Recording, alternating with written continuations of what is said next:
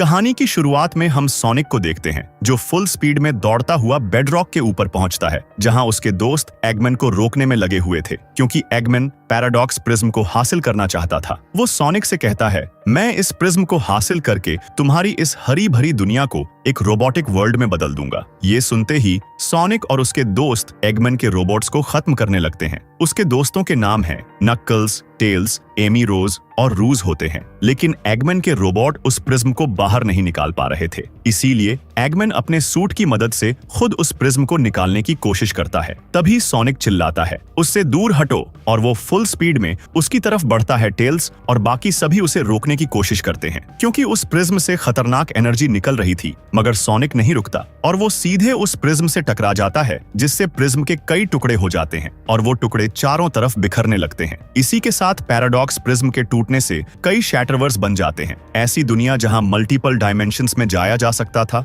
और हवा में हजारों क्रिस्टल के टुकड़े तैर रहे थे। तभी सोनिक टेलीपोर्ट होकर एक दूसरी दुनिया में पहुंच जाता है। सोनिक को समझ ही नहीं आता कि वो अचानक कहां आ गया। उस सिटी में चारों तरफ रोबोट ही रोबोट थे। वो वहां के लोगों से बात करने की कोशिश करता है, मगर कोई भी उससे बात नहीं करता। तभी सोनिक को उसका दोस्त बिग दिखाई देता है, मगर वो बिग का एक अलग वेरिएंट था, इसलिए वो सोनिक को पहचान नहीं पाता। सोनिक को एक बोर्ड से पता चलता है कि ये न्यूयॉर्क सिटी है। तभी एक रोबोट सोनिक को स्कैन कर लेता है और उसके सिस्टम में वार्निंग आ जाती है कि सोनिक इस सिटी का नहीं है। इसके बाद रोबोट उसे पकड़ने के लिए पीछे पड़ जाते हैं। वो कहते हैं, तुम्हें हमारे साथ केओस काउंसिल के पास चलना होगा। सोनिक जवाब देता है, तुम बस मुझे लोकेशन बता दो, मैं खुद ही वहां आ जाऊंगा। और ये कहकर वो भागने लगता है, मगर उसके जूतों से अजीब सी एनर्जी निकल रही थी, जिसकी वजह से वो ठीक से दौड़ भी नहीं पा रहा था। वो बार बार इधर उधर टकरा रहा था। तभी रोबोट उस पर हमला करना शुरू कर देते हैं और उसका पीछा नहीं छोड़ते, लेकिन सोनिक अपनी चालाकी से उन्हें एक एडजस्ट बिल्डिंग के नीचे ले जाकर खत्म कर देता है। इसके बाद वो एक बिल्डिंग पर चढ़कर ऊपर से पूरी सिटी को देखता है और तभी उसे एहसास होता है कि ये ग्रीन हिल आइलैंड ही है, मगर अब इसकी हरियाली पूरी तरह तबाह हो चुकी है और इसे एक रोबोटिक सिटी में बदल दिया गया है। सोनिक को टेल्स की लैब भी दिखाई देती है, जो उसी जगह थी जहां पहले ग्रीन हिल्स हुआ करती थी। ये देखकर सोनिक परेशान हो जाता है क्योंकि उसे लगता है कि ये सब उसकी ही वजह से हुआ है। इसके बाद हमें प्रिज्म टूटने से पहले का सीन दिखाया जाता है, जब सोनिक एगमैन से लड़ रहा था और उसके दोस्त एगमैन के रोबोट्स को खत्म कर रहे थे, मगर टेल्स समझ गया था कि ये एगमैन की कोई चाल है, क्योंकि एगमैन पहाड़ के किनारे खड़ा था। जब टेल्स उसे स्कैन करता है तो उसे पता चलता है कि असली एगमैन उस रोबोट में है ही नहीं। वो तुरंत सोनिक को बताने की कोशिश करता है, ये एगमैन की चाल है, मगर सोनिक को कुछ सुनाई नहीं देता और वो उस रोबोट को जोरदार टक्कर मार देता है, जिससे वो पहाड़ से नीचे गिर जाता है। रोबोट के नीचे टकराते ही एक जोरदार धमाका होता है, जिससे बेडरॉक में दरारें पड़ने लगती हैं और उसी धमाके से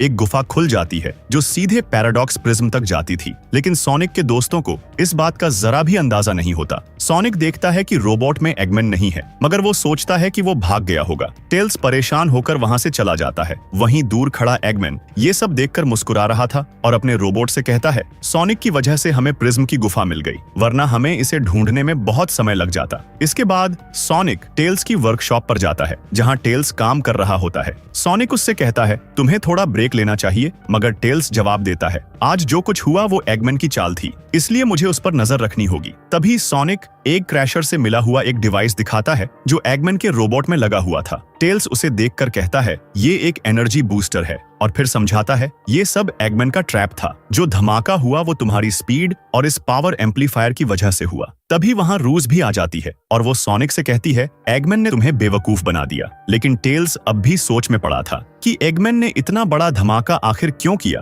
तभी रूज बताती है, सालों से एक अफवाह थी कि ग्रीन हिल में एक पैराडॉक्स प्रिज्म छुपा हुआ है और शायद एगमैन उसी को ढूंढ रहा था, क्योंकि ये प्रिज्म बेहद ताकतवर माना जाता है और कई सालों से बेडरॉक माउंटेन के अंदर दफन था। वहीं दूसरी तरफ ग्रीन हिल के बेडरॉक पर एगमैन को दिखाया जाता है, जो अपने रोबोट्स की मदद से उस गुफा के अंदर पहुंच चुका था, जहां आखिरकार उसे पैराडॉक्स प्रिज्म मिल जाता है जो पहाड़ के अंदर गड़ा हुआ था। उसे देखते ही एगमैन के चेहरे पर एक खतरनाक मुस्कान आ जाती है, क्योंकि अब उसके हाथ लग चुकी थी वो ताकत जो पूरी दुनिया बदल सकती थी। वहीं लूप डी लूप पर सोनिक और उसके सभी दोस्त इकट्ठा होते हैं। एमी कहती है, हमें बेडरॉक पर जाकर चेक करना चाहिए कि एगमैन आखिर कर क्या रहा है। ये सुनते ही सोनिक सबसे पहले वहां जाने के लिए निकल पड़ता है। वहीं हम शैडो को भी देखते हैं, जो सोनिक का सबसे बड़ा दुश्मन है, और वो अपने एयर शूज की मदद से सोनिक काफी तेज दौड़ सकता है। शैडो रास्ते में पत्थरों को तोड़कर एक केओस एमराल्ड हासिल कर लेता है, जिससे उसके पास केओस कंट्रोल की ताकत आ जाती है। तभी उसे सामने से आता हुआ सोनिक दिखाई देता है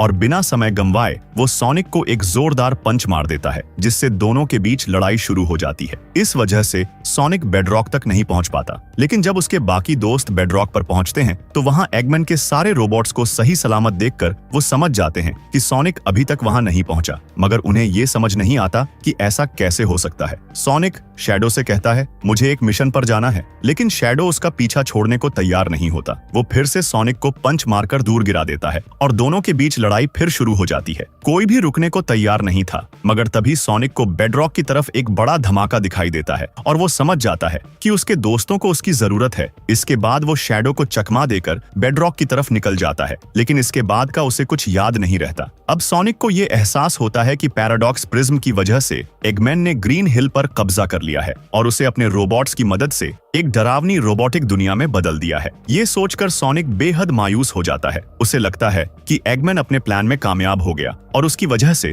उसकी दुनिया बर्बाद हो गई। तभी रोबोट्स फिर से सोनिक को पकड़ने के लिए आ जाते हैं, इसलिए सोनिक वहां से निकलकर टेल्स को ढूंढने लगता है, मगर तभी एक जायंट रोबोट उसके सामने आ जाता है। सोनिक को लगता है कि इसके अंदर एगमैन है। वो गुस्से में कहता है, आखिरकार तुम मुझे मिल ही गए, अब मैं तुम्हें नहीं छोड़ूंगा, और वो उस रोबोट से लड़ने लगता है। लेकिन जब रोबोट का सूट खुलता है तो सोनिक हैरान रह जाता है, क्योंकि अंदर एक छोटा सा बच्चा होता है। ये देखकर सोनिक उससे लड़ना बंद कर देता है और वहां से चला जाता है। इसी दौरान हम इस यूनिवर्स के रूज और नक्कल्स को देखते हैं, जिन्हें यहाँ रेबल रूज और रेनेगेड नक्कल्स कहा जाता है। वो दूर से सोनिक पर नजर रख रहे होते हैं, क्योंकि सोनिक भी एगमैन और उसके रोबोट्स से नफरत करता है, इसलिए उन्हें लगता है कि वो उनकी मदद कर सकता है। वहीं सोनिक को एक रेलवे स्टेशन पर टेल्स दिखाई देता है, इसलिए वो चुपचाप उसके पीछे पीछे उसके घर तक पहुंच जाता है। लेकिन टेल्स सोनिक को देखकर डर जाता है और उसे पहचानने से इनकार कर देता है। वो कहता है, मेरा नाम टेल्स नहीं 9 है, और उसकी 9 पूंछें थीं, जिन्हें उसने टेक्नोलॉजी की मदद से बनाया था।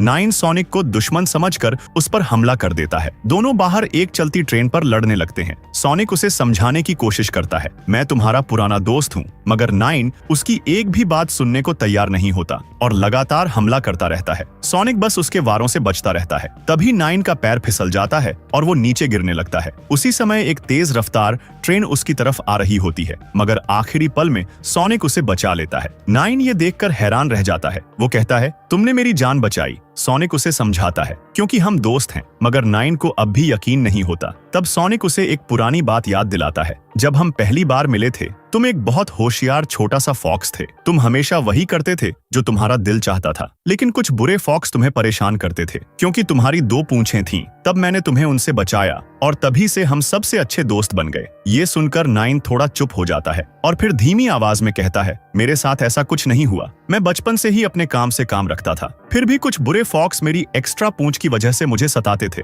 उन्होंने मुझे बहुत मारा और मैं अंदर से टूट गया। सालों तक ये सब चलता रहा, मगर फिर मैंने अपने चालाक लोमड़ी दिमाग का इस्तेमाल किया और 7 रोबोटिक टेल्स बना ली। अब मुझे किसी से डर नहीं लगता। मैं अपना ख्याल खुद रख सकता हूँ, क्योंकि इस सिटी में कोई किसी का दोस्त नहीं होता। और ये कहते कहते 9 उदास हो जाता है। सोनिक पूरी तरह उलझन में था, क्योंकि ये वो टेल्स नहीं था जिसे वो जानता था। तभी 9 सोनिक से पूछता है, तुम्हारी दुनिया में हम दोनों कैसे दोस्त थे? सोनिक हल्की मुस्कान के साथ जवाब देता है, मेरी दुनिया में तुम्हारे पास एक कमाल का प्लेन था और हम दोनों ने उसी प्लेन की मदद से एगमैन को कई बार हराया था। 9 थोड़ा हैरान होकर कहता है, क्या तुम्हारा मतलब क्योस काउंसिल से है, जिसमें मिस्टर डॉक्टर एगमैन भी शामिल है? सोनिक कहता है, हाँ, तुम जिसके बारे में कह रहे हो शायद वही होगा। फिर वो आगे कहता है, हमने साथ में कई उतार चढ़ाव देखे हैं, लेकिन जब हम साथ होते हैं तो कभी नहीं हारते, और जब हम जीतते हैं तो साथ बैठकर चिल्ली डॉग्स खाते हैं। इसके बाद सोनिक उसे और भी किस्से और कहानियां सुनाने लगता है, जिससे 9 को भी महसूस होने लगता है कि सोनिक सच में अच्छा है। तभी 9 की नजर सोनिक के जूतों पर पड़ती है, जो अजीब तरह से चमक रहे थे। सोनिक घबरा जाता है। 9 तुरंत उसे स्कैन करता है और उसे पता चलता है कि सोनिक के पूरे शरीर में जबरदस्त एनर्जी मौजूद है। इसके बाद वो सोनिक को अपनी लैब में ले जाता है, जहाँ वो एक खास डिवाइस बनाता है जो सोनिक की एनर्जी को रेगुलेट कर सके। वो उस डिवाइस को सोनिक के शूज और ग्लव्स में लगा देता है और जैसे ही वो एक्टिव होता है एक अजीब सी रोशनी फैलती है। सोनिक के शूज और ग्लव्स अब पहले से कहीं ज्यादा एडवांस हो चुके थे। ये देखकर सोनिक बेहद खुश हो जाता है। वो नोटिस करता है कि अब उसके जूतों से कोई एक्स्ट्रा एनर्जी बाहर नहीं निकल रही और वो 9 के काम से काफी इंप्रेस होता है। 9 कहता है, अभी भी तुम्हारे अंदर बहुत एनर्जी है, लेकिन अब वो तुम्हारे खिलाफ नहीं बल्कि तुम्हारे साथ काम कर रही है। इसके बाद सोनिक टेस्ट करने के लिए बाहर निकलता है और अपनी स्पीड दिखाते हुए शोर मचाने लगता है। 9 उसे रोकने की कोशिश करता है, ऐसा मत करो, लेकिन तभी केओस काउंसिल के रोबोट्स वहां पहुंच जाते हैं और दोनों को पकड़ लेते हैं। वहीं रेबल रूज और रेनेगेड नक्कल्स दूर से ये सब देख रहे होते हैं। रोबोट्स सोनिक और 9 को पकड़कर हेडक्वार्टर की तरफ ले जाते हैं। इसके बाद हम देखते हैं कि सोनिक को हेडक्वार्टर में बांधकर रखा गया है। तभी वहां एमी आती है। उसे देखकर सोनिक खुश हो जाता है, लेकिन एमी कहती है, मैं रस्टी एमी हूँ, मुझे केओस काउंसिल ने एक सब सर्विएंट साइबोर्ग में बदल दिया है। ये सुनकर सोनिक हैरान रह जाता है। तभी वहां केओस काउंसिल की पूरी टीम आ जाती है, जिसमें 5 मेंबर्स होते हैं, डॉक्टर ज्ञानी, डॉक्टर डीप, डॉक्टर रोस, डॉक्टर बकबक और मिस्टर डॉक्टर एगमैन। डॉक्टर बकबक वही बच्चा था जिसने पहले सोनिक पर हमला किया था। वो लोग सोनिक की एनर्जी को टेस्ट करने के लिए उसे एक खास सेल में डाल देते हैं। रस्टी एमी सोनिक से सख्त लहजे में कहती है, अगर तुमने भागने की कोशिश की तो मैं तुम्हारे दोस्त को मार दूंगी, और वो उसे शॉक देती है। अब सोनिक मजबूर होकर टेस्ट के लिए तैयार हो जाता है। रस्टी एमी सोनिक पर लेजर्स से हमला करवाती है, मगर सोनिक अपनी सुपर स्पीड से हर लेजर से बच जाता है और उन्हें तबाह कर देता है। इसके बाद उसे अलग अलग ट्रैक्स पर डाला जाता है, जहां वो हर मुश्किल को पार करता हुआ हर रुकावट को आसानी से तोड़ देता है। तभी डॉक्टर डीप केओस काउंसिल से कहती है, सोनिक की एनर्जी समझ से बाहर है, ये इतनी ज्यादा कैसे हो सकती है। तब डॉक्टर ज्ञानी कहता है, हमें इसे और तेज दौड़ाना होगा, और फिर वो सोनिक को एक बड़े डोम के अंदर डाल देते हैं। सोनिक बाहर निकलने के लिए पूरी ताकत से दौड़ना शुरू कर देता है। उसकी स्पीड इतनी ज्यादा होती है कि उससे पैदा हुई एनर्जी पूरी न्यूयॉर्क सिटी की एनर्जी फील्ड को चार्ज करने लगती है। वहीं दूसरी तरफ रेबल रूज और रेनेगेड नक्कल्स अपने अड्डे पर पहुंचते हैं, जहां उनके साथी उन्हें सोनिक की एक वीडियो दिखाते हैं, जिसमें सोनिक 9 से कह रहा था, हम पुराने दोस्त हैं और हमें फिर से ग्रीन हिल जाना होगा, जहां हरियाली थी और ताड़ के पेड़। ये सुनकर दोनों को अपने पुराने दिन याद आ जाते हैं, जब इस यूनिवर्स में भी ग्रीनलैंड कभी हरा भरा हुआ करता था। मगर एक दिन केओस काउंसिल के रोबोट्स ने सब कुछ तबाह कर दिया और यहाँ एक हाई टेक सिटी बना दी। रेबल रूज और नक्कल्स ने उन्हें रोकने की कोशिश की थी, मगर वो उनके सामने कमजोर पड़ गए। तब उन्होंने फैसला किया कि वो एक दिन अपनी दुनिया को फिर से पहले जैसा बनाएंगे। रेबल रूज कहती है, सोनिक भी केओस काउंसिल का दुश्मन है, वो तेज है, ताकतवर है और हमारी टीम के लिए परफेक्ट है। और इसके बाद वो दोनों सोनिक को बचाने के लिए निकल पड़ते हैं। उधर सोनिक की तेज रफ्तार से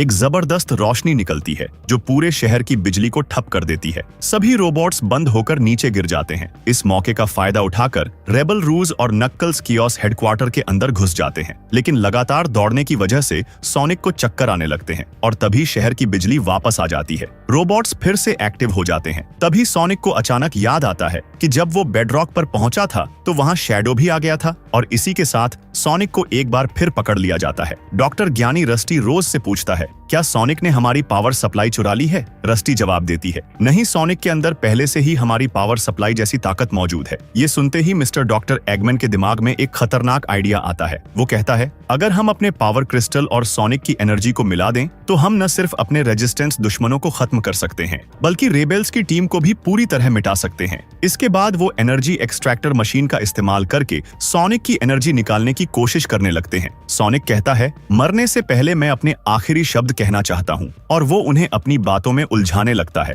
उसे उम्मीद थी कि 9 के पास उसे बचाने का कोई प्लान होगा, लेकिन 9 धीरे से कहता है, मेरे पास कोई प्लान नहीं है। अब एनर्जी एक्सट्रैक्टर मशीन लेजर की मदद से सोनिक को खत्म करने लगती है। तभी अचानक रेबेल रूज वहां पहुंचती है और सही समय पर सोनिक को बचा लेती है। रोबोट्स उसे पकड़ने की कोशिश करते हैं, मगर रेनेगेड नक्कल्स और रेबेल रूज उन रोबोट्स को एक एक करके खत्म करने लगते हैं। इसी बीच रस्टी एमी भी उन्हें रोकने की कोशिश करती है, और इसी मौके का फायदा उठाकर 9 अपनी रोबोटिक टेल्स की मदद से अपने हाथ खोल लेता है। अब वो सोनिक को भी आजाद कर देता है। हालांकि सोनिक को अभी भी चक्कर आ रहे थे, लेकिन फिर भी वो खुद को संभालकर रोबोट्स से लड़ने लगता है। केओस काउंसिल के मेंबर्स डरकर वहां से भाग जाते हैं और अब और भी ज्यादा रोबोट्स वहां आने लगते हैं। नक्कल्स, रेबेल और सोनिक तीनों मिलकर रोबोट्स को खत्म करने लगते हैं। वहीं नाइन रस्टी एमी को हैक करने की कोशिश करता है, लेकिन पासवर्ड की वजह से वो सफल नहीं हो पाता। रस्टी एमी सोनिक पर हमला करती है और उसे खत्म करने के लिए एक जोरदार पंच मारने ही वाली होती है, मगर तभी उसका हाथ अचानक रुक जाता है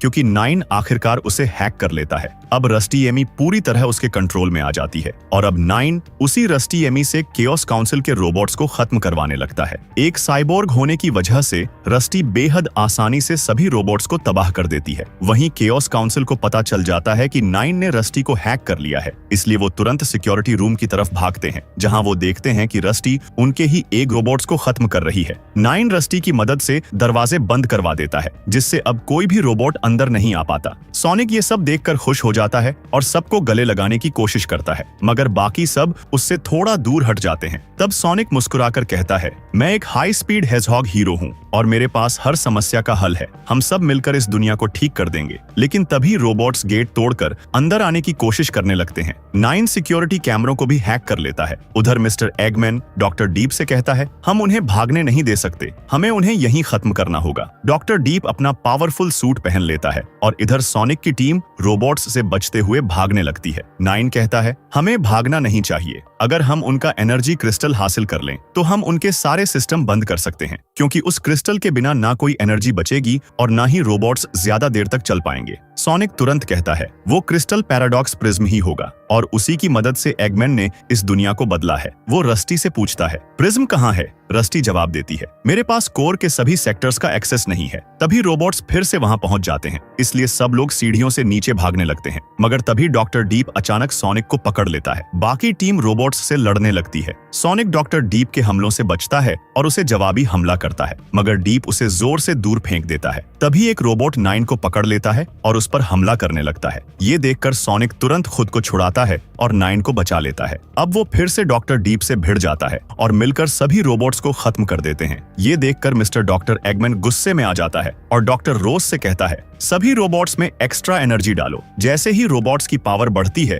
वो सोनिक की टीम पर भारी पड़ने लगते हैं। ये देखकर एगमैन खुश हो जाता है। नक्कल्स घबराकर कहता है, अब हम नहीं बच पाएंगे। तभी सोनिक कहता है, हमें स्पिन डैश का इस्तेमाल करना होगा, लेकिन बाकी किसी को स्पिन डैश करना नहीं आता था, इसलिए सोनिक खुद करके दिखाता है और कुछ ही सेकंड में कई रोबोट्स को खत्म कर देता है। ये देखकर नक्कल्स भी स्पिन डैश करना सीख जाता है और अब सब मिलकर रोबोट्स को आसानी से हराने लगते हैं। लड़ते लड़ते वो बेसमेंट तक पहुंच जाते हैं, जहां से वो बाहर निकलने की कोशिश करते हैं। तभी नाइन नोटिस करता है कि सोनिक के शूज फिर से ग्लो करने लगे हैं। वो समझ जाता है कि एनर्जी क्रिस्टल यहीं कहीं पास में है। वो सबको बताता है, सोनिक के शूज प्रिज्म एनर्जी से जुड़े हुए हैं। अगर हम इस एनर्जी को फॉलो करें तो हम सीधे प्रिज्म तक पहुंच सकते हैं। और अब सभी उस एनर्जी को फॉलो करते हुए प्रिज्म की तरफ बढ़ने लगते हैं। उधर डॉक्टर डीप उन्हें कोर की तरफ जाते हुए देख लेता है और वो भी उनके पीछे पीछे चल पड़ता है। नाइन उस रूम को देख लेता है जहां पैराडॉक्स प्रिज्म रखा हुआ था। ये देखते ही डॉक्टर एगमैन कोर तक जाने वाले सारे दरवाजे बंद करवाने लगता है। सोनिक के साथ ही जल्दी जल्दी चीजों को गेट में फंसाकर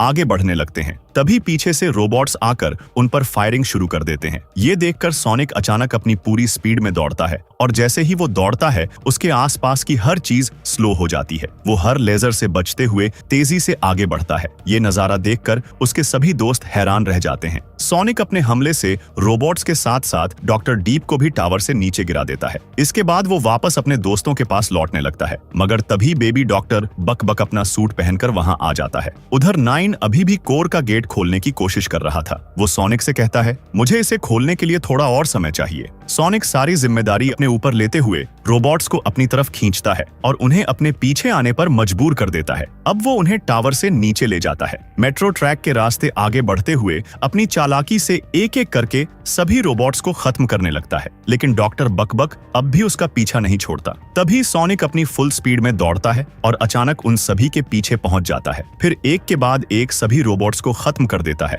और आखिर में बकबक पर भी हमला करके उसे नीचे गिरा देता है। बकबक अब रोने लगता है और सोनिक वापस टावर की तरफ लौटने लगता है। रास्ते में उसे पुरानी बातें याद आने लगती हैं, जब वो अपने दोस्तों को बेडरॉक पर बचाने गया था। उधर नाइन आखिरकार कोर का दरवाजा खोल देता है और अब सोनिक भी वहां पहुंच जाता है। दोनों अंदर जाने ही वाले होते हैं कि तभी डॉक्टर एगमैन आकर नक्कल्स, रेबेल और रस्टी को पकड़ लेता है। वो सोनिक से कहता है, कोर से दूर हट जाओ वरना मैं तुम्हारे दोस्तों को नहीं छोड़ूंगा। सोनिक गेट खोलने की कोशिश करता है। तभी नाइन कहता है, हमें कोर तक पहुंचना होगा क्योंकि वो अब भी उन्हें अपना दोस्त नहीं मानता था। सोनिक कहता है, वो हमारे दोस्त हैं, मुझे उनकी मदद करनी होगी। तभी रेबल रूज चिल्लाती है, तुम्हें पैराडॉक्स प्रिज्म तक पहुंचना होगा वरना हमारी सारी मेहनत बेकार हो जाएगी। हम मिस्टर डॉक्टर को रोक लेंगे। सोनिक उसकी बात मान लेता है और कोर की तरफ बढ़ जाता है, लेकिन अंदर पहुंचकर वो हैरान रह जाता है क्योंकि वहां रखा हुआ प्रिज्म बहुत छोटा था। सोनिक नाइन से कहता है, ये वो नहीं है, वो प्रिज्म बहुत बड़ा था और उसमें कई अलग अलग रंग थे। तभी उसे सब याद आ जाता है जब उसने अपनी स्पीड डैश से उस प्रिज्म पर हमला किया था और वो टूट गया था। ये याद आते ही सोनिक अंदर से टूट जाता है क्योंकि उसके दोस्तों ने उसे रोका था, लेकिन उसने किसी की बात नहीं मानी। अब वो नाइन से कहता है, मुझे लगा था एगमैन ने इस दुनिया को बिगाड़ा है, लेकिन सच ये है कि ये सब मेरी वजह से हुआ, मैंने ही शैटरवर्स बना दिए। तभी डॉक्टर एगमैन गेट तोड़ने लगता है। नाइन जल्दी से कहता है, हमें ये शार्ड्स लेकर यहाँ से निकलना होगा। सोनिक को भी ये आइडिया सही लगता है। वो कहता है, तुम इन्हें फिर से जोड़ सकते हो। लेकिन जैसे ही सोनिक उन शार्ड्स को छूता है, अचानक वो उनसे चिपक जाता है और उनके अंदर समा जाता है। अब हम शैटरवर्स की एक और दुनिया में पहुंचते हैं जिसका नाम है बॉस्केज मेज। वर्ल्ड इज यूनिवर्स में रूज, नक्कल्स और बिग के अलग अलग वेरिएंट्स मौजूद हैं जो एक घने जंगल में धीरे धीरे आगे बढ़ रहे होते हैं। उनके पास खाने पीने के लिए कुछ भी नहीं था, इसलिए वो इस जंगल से बेरी चुराने आए थे। इस दुनिया की रूज, जिसका नाम है प्रिम, उसे एक बेरी दिखाई देती है और वो खुश हो जाती है। मगर तभी वहाँ एक खतरनाक मॉन्स्टर आ जाता है जिसे देखकर सब डर जाते हैं। उसी समय सोनिक भी इस दुनिया में टेलीपोर्ट होकर सीधे नीचे गिरता है। वो चारों तरफ देखकर हैरान रह जाता है, मैं आखिर कहाँ आ गया। वो नाइन को आवाज लगाता है मगर वहाँ कोई नहीं होता। तभी वो नोटिस करता है कि उसके शूज और ग्लव्स बदल चुके हैं, लेकिन उसे समझ नहीं आता ऐसा कैसे हुआ। उधर मॉन्स्टर के हमले से प्रिम और उसके साथी ऊपर सूखे पेड़ों पर जा गिरते हैं। सोनिक उन्हें देख लेता है और उनकी तरफ बढ़ने लगता है। नक्कल्स का वेरिएंट, जिसका नाम है गुस्सेल, वो बिग के वेरिएंट हंग्री से कहता है, हम भूखे मरने वाले हैं। प्रिम उसे दिलासा देते हुए कहती है, ऐसा नहीं होगा, और उसे बेरी दिखाती है। तभी उन्हें किसी के आने की आवाज सुनाई देती है, मगर वो सोनिक को नहीं जानते थे, इसलिए उन्हें लगता है कि पेड़ खुद बोल रहे हैं और वो डर जाते हैं। तभी सोनिक तेजी से उनकी तरफ आता है और सीधे उनसे टकरा जाता है, जिससे वो बेरी नीचे गिरने लगती है। सभी उसे पकड़ने की कोशिश करते हैं, लेकिन वो उनके हाथ से छूटकर नीचे गिर जाती है। सोनिक उन तीनों को देखते ही उन्हें गले लगा लेता है क्योंकि उसे लगता है कि वो रेबेल, रूज, नक्कल्स और बिग ही हैं। वो तुरंत उनसे नाइन के बारे में पूछता है और हैरानी से कहता है, तुमने ये इतने अजीब कपड़े क्यों पहन रखे हैं? नक्कल्स गुस्से में कहता है, ये हमारी चीजें चुराने आया है, और तभी तीनों मिलकर सोनिक पर हमला कर देते हैं। सोनिक किसी तरह उनसे बचकर भागने लगता है। तभी उसके ग्लव्स अचानक एक्टिवेट हो जाते हैं और उनमें से मेटल क्लॉ निकल आते हैं, जिनकी मदद से वो तेजी से पेड़ पर चढ़ जाता है। अब सोनिक समझ जाता है कि उसे एक नई एबिलिटी मिल चुकी है। वो उन्हें समझाने की कोशिश करता है, मैं तुम्हारा दोस्त हूँ, लेकिन कोई उसकी बात सुनने को तैयार नहीं होता। सोनिक कहता है, हम अभी कुछ देर पहले न्यूयॉर्क में साथ लड़ रहे थे, मगर उन्हें कुछ समझ ही नहीं आता। अब तीनों उसे घेर लेते हैं। सोनिक किसी तरह बचते हुए ये समझ जाता है कि वो न्यूयॉर्क में नहीं है, बल्कि एक और बदले हुए ग्रीन हिल में आ चुका है। ये सोचकर वो अंदर से परेशान हो जाता है, आखिर मेरे साथ ये सब क्या हो रहा है। तभी प्रिम उससे कहती है, इस जगह हमें घुटन होती है, पेड़ बहुत बड़े हैं और जो थोड़ा बहुत खाना बचा है वो भी वो मॉन्स्टर हमें खाने नहीं देता। सोनिक समझ जाता है कि अगर उसे यहाँ से बाहर निकलना है तो उसे इस यूनिवर्स के टेल्स के वेरिएंट को ढूंढना होगा। तभी मॉन्स्टर के हमले से एक और फॉक्स ऊपर से गिरने लगता है। सोनिक अपनी सुपर स्पीड से उसे पकड़ लेता है। सोनिक की स्पीड देखकर प्रिम कहती है, सोनिक की मदद से हम उस मॉन्स्टर का ध्यान भटका सकते हैं और जो चाहे हासिल कर सकते हैं। लेकिन वो फॉक्स यानी मेंजी सोनिक पर हमला कर देता है क्योंकि वो उसे दुश्मन समझ रहा था। प्रिम उसे रोकते हुए कहती है, रुको, इसने तुम्हारी जान बचाई है। सोनिक हैरान होकर पूछता है, ये अपनी पूंछ से उड़ क्यों नहीं रहा? प्रिम बताती है, इसका नाम मेंजी है और ये उड़ नहीं सकता। सोनिक कहता है, तुम सब बहुत अच्छे हो, लेकिन मैं अपने घर वापस जाना चाहता हूँ। क्या तुम में से कोई पैराडॉक्स प्रिज्म के शार्ड के बारे में जानता है? हंग्री कहता है, हमें उसके बारे में कुछ नहीं पता। मगर प्रिम झूठ बोलते हुए कहती है, मैं जानती हूँ और मैं तुम्हें वहां ले जा सकती हूँ, लेकिन उसके बदले में तुम्हें हमारी मदद करनी होगी। और इसके बाद वो सोनिक को अपने गांव की तरफ ले जाने लगती है। रास्ते में प्रिम बताती है, हम हमेशा पेड़ों पर नहीं रहते थे, कई सालों तक हम जमीन पर रहते थे और जंगल से अपनी जरूरत की हर चीज लेते थे, लेकिन उस मॉन्स्टर के आने के बाद हमें पेड़ों पर रहना पड़ा और अब हम छाल खाकर गुजारा करते हैं। सोनिक पूछता है, क्या यहाँ कहीं फल नहीं मिलते? प्रिम कहती है, नीचे फल हैं, लेकिन वहाँ वही मॉन्स्टर रहता है। थोड़ी देर बाद वो अपने गांव पहुंच जाते हैं, जो एक बड़े पेड़ पर बना हुआ था। उसे देखकर सोनिक कहता है, ये तो काफी सिंपल है। प्रिम कहती है, हम तुम्हें शार्ड तक ले जाएंगे, लेकिन पहले तुम्हें हमारी मदद करनी होगी। तुम्हें उस मॉन्स्टर का ध्यान भटकाना होगा, ताकि हम अपनी जरूरत की चीजें इकट्ठा कर सकें। सोनिक देखता है कि प्रिम के साथी एक छोटी सी बेरी के लिए लड़ रहे हैं, क्योंकि वो बहुत भूखे थे। ये देखकर सोनिक को उन पर तरस आ जाता है। वो कहता है, मैं तुम्हारी मदद जरूर करूंगा। मैं उस मॉन्स्टर का ध्यान भटकाऊंगा, ताकि तुम जितनी चाहो उतनी बेरी खा सको। ये सुनकर सब बहुत खुश हो जाते हैं। अब सभी चुपचाप नीचे जंगल में जाते हैं। धीरे धीरे दबे पांव आगे बढ़ते हुए अपनी जरूरत का सामान ढूंढने लगते हैं। मेंजी सूंघते हुए एक बेरी ढूंढ लेता है, मगर गुस्सैल उसे पीछे हटा देता है और खुद वो बेरी तोड़ लेता है। ये देखकर सोनिक कहता है, तुम्हें पौधों के साथ ऐसा व्यवहार नहीं करना चाहिए। गुस्सैल ताने में कहता है, क्या तुम पौधों के वकील हो? और फिर दोनों उसी बेरी के लिए लड़ने लगते हैं। तभी मॉन्स्टर फिर से वहां आ जाता है। सब डरकर भागने लगते हैं। प्रिम चिल्लाती है, तुम भाग कहाँ रहे हो? तुम्हें मॉन्स्टर का ध्यान भटकाना था। सोनिक रुकता है और कहता है, ठीक है, तुम लोग जाओ, बेरी इकट्ठा करो, मैं मॉन्स्टर को संभालता हूँ। सोनिक एक कांटेदार पेड़ पर चढ़ जाता है, जहाँ उसे बहुत सारी बेरी दिखाई देती हैं। लेकिन तभी वो देखता है कि उसके साथी मॉन्स्टर के हमले से ऊपर फेंक दिए गए हैं। ये देखकर सोनिक तुरंत उस मॉन्स्टर से लड़ने जाता है, लेकिन उसे मॉन्स्टर दिखाई ही नहीं देता, क्योंकि वो बहुत तेज था। सोनिक भी दौड़ने लगता है ताकि वो उसे पकड़ सके, लेकिन वो मॉन्स्टर रुकता ही नहीं। आखिरकार सोनिक एक जगह रुकता है और सोचता है, भले ही वो दिखाई नहीं दे रहा, लेकिन उसकी आवाज से मैं उसे पकड़ सकता हूँ। तभी वो मॉन्स्टर अचानक उसके सामने आ जाता है और ये देखकर सोनिक हैरान रह जाता है, क्योंकि वो कोई मॉन्स्टर नहीं बल्कि एक विशाल पक्षी था। सोनिक कहता है, तुम कोई मॉन्स्टर नहीं हो, तुम बस एक बड़ा सा पंछी हो। और फिर वो उस पर हमला करता है और उसे दूर गिरा देता है। पक्षी फिर से हमला करने आता है, मगर सोनिक अपनी स्पीड से हर वार से बचता है और आखिरकार उसे आसानी से हरा देता है। सोनिक प्रिम और उसके दोस्तों से कहता है, अब तुम नीचे आ सकते हो, लेकिन प्रिम उसे रोकते हुए कहती है, वो मॉन्स्टर नहीं है, वो तो बस उस मॉन्स्टर का पेट है। इतना कहते ही असली मॉन्स्टर वहां आ जाता है और अचानक अपने हैमर से सोनिक पर हमला करता है। सोनिक सीधे कांटों में जा गिरता है और उनमें फंस जाता है। अब वो आसानी से निकल भी नहीं सकता था। मॉन्स्टर धीरे धीरे उसकी तरफ बढ़ता है और एक जोरदार वार करके उसे फिर से गिरा देता है। तभी सोनिक ध्यान से देखता है और हैरान रह जाता है, क्योंकि वो मॉन्स्टर कोई और नहीं बल्कि एमी का एक वेरिएंट था, जिसका नाम था थॉर्न रोज। सोनिक खुश होकर कहता है, प्रिम को शायद गलत फहमी हुई है, तुम कोई मॉन्स्टर नहीं हो। लेकिन थॉर्न गुस्से में जवाब देती है, तुमने मेरे जंगल को नुकसान पहुंचाया है, मैं तुम्हें नहीं छोड़ूंगी। सोनिक समझाने की कोशिश करता है, तुम मुझे पसंद करती थी, मगर थॉर्न उसकी एक नहीं सुनती और उस पर लगातार हमला करने लगती है। सोनिक वहां से बचकर भागने की कोशिश करता है, लेकिन बर्ड उसे नीचे गिरा देता है। तभी थॉर्न अपने हैमर से उसे मारकर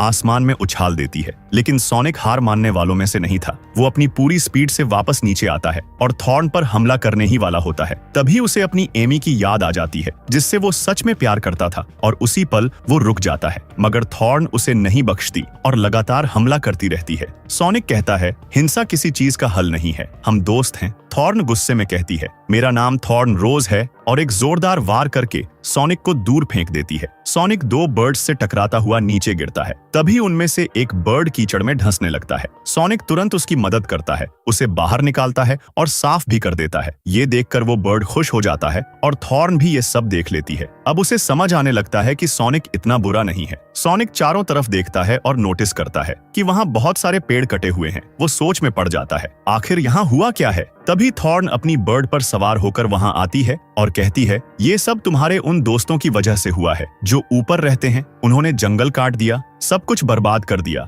और हमें यूं ही छोड़ दिया। लेकिन मैं प्रकृति को वापस लाने की कोशिश कर रही हूँ, इसलिए मैं यहाँ किसी को आने नहीं देती। इतना कहकर वो फिर से सोनिक पर हमला करती है। सोनिक उसका हैमर पकड़ लेता है। तभी थॉर्न की नजर सोनिक के जूतों पर पड़ती है, जो हल्की रोशनी दे रहे थे। सोनिक तुरंत समझ जाता है कि आसपास कोई शार्ड मौजूद है। थॉर्न कहती है, ये चीज ग्रेट ग्रीन जैसी लग रही है। सोनिक पूछता है, क्या तुम मुझे वहां तक ले चलोगी? थॉर्न पहले चुप रहती है, फिर सोनिक कहता है, अगर मैं ग्रेट ग्रीन तक पहुंच गया तो मैं अपने घर वापस जा सकता हूँ। ये सुनकर थॉर्न मान जाती है और दोनों ग्रेट ग्रीन की तरफ बढ़ने लगते हैं। रास्ते में सोनिक पूछता है, क्या इस जंगल का ये हाल उन स्कैवेंजर्स ने किया? थॉर्न बताती है, बहुत पहले हम सब प्रकृति के साथ मिलकर रहते थे, लेकिन धीरे धीरे वो लालची हो गए, हमेशा जंगल से कुछ न कुछ छीनते रहे। उन्हें कभी फर्क ही नहीं पड़ा कि वो अपनी ही दुनिया को नुकसान पहुंचा रहे हैं। सोनिक कहता है, अगर तुम सब पहले साथ रहते थे तो तुम अपने झगड़े सुलझा सकते हो, मगर थॉर्न उसे चुप रहने को कहती है। उधर प्रिम और उसके साथी ऊपर से ये सब देख रहे होते हैं और उन्हें लगता है कि सोनिक ने उन्हें धोखा दे दिया। आखिरकार सोनिक और थॉर्न ग्रेट ग्रीन ट्री तक पहुंच जाते हैं, जो एक विशाल ताड़ का पेड़ था और उसमें से सोनिक के जूतों जैसी ही एनर्जी निकल रही थी। सोनिक कहता है, शार्ड यहीं नीचे दफन होगा, और वो जमीन खोदते हुए अंदर चला जाता है, लेकिन वो उस शार्ड को सीधे छू नहीं सकता था, इसलिए वो एक पत्ता लेकर अंदर जाता है और आखिरकार शार्ड को निकालकर बाहर ले आता है। थॉर्न उसे देखकर खुश हो जाती है, लेकिन अचानक वो सोनिक पर हमला करती है और उसे दूर गिरा देती है। फिर वो उस शार्ड को अपने हैमर में लगा लेती है और वो शार्ड उसके हैमर के साथ जुड़ जाता है। सोनिक चौंक कर कहता है, तुम ये क्या कर रही हो? मुझे इसकी जरूरत है। थॉर्न सख्त लहजे में जवाब देती है, मैं ये तुम्हें जैसे किसी अजनबी को कभी नहीं दूंगी, क्योंकि तुम भी उन्हीं स्कैवेंजर्स जैसे हो। और वो फिर से सोनिक पर हमला करती है। अगर आप जानना चाहते हैं कि आगे क्या होगा तो अभी इस वीडियो को लाइक करो और चैनल को सब्सक्राइब करके बेल आइकन जरूर दबाओ, क्योंकि अगला पार्ट आपको हिलाकर रख देगा।